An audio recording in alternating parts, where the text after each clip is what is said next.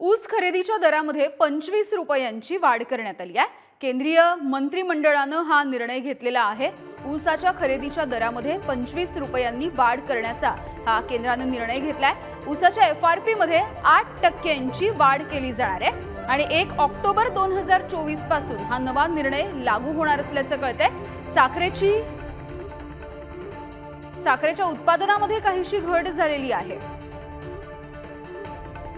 आणि एफआरपीचं आश्वासन सरकारने दिल्याचं कळतंय। किरण ताजणे आमचे प्रतिनिधी आहेत आपल्या सोबत। किरण, ऊसाच्या खरेदी दरामध्ये ही 25 रुपयांची वाढ केल्याचं कळतंय, याचा खरंच किती फायदा होणार आहे शेतकऱ्यांना?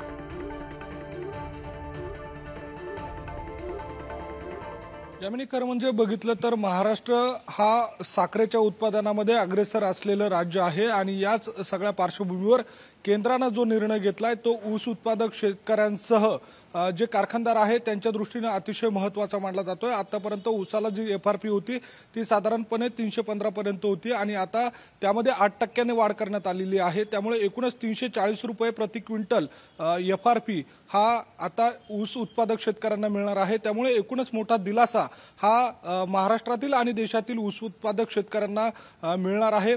प्रामुख्याने जर बघायचं गेलं तर गेल्या अनेक वर्षांपासून जी एफआरपी आहे ती वाढवून द्यावी अशा स्वरूपाची मागणी मग त्यामध्ये शेतकरी संघटना असतील किंवा ऊस उत्पादक शेतकरी असतील आणि कारखानदार असतील यांच्या माध्यमातून केली जात होती।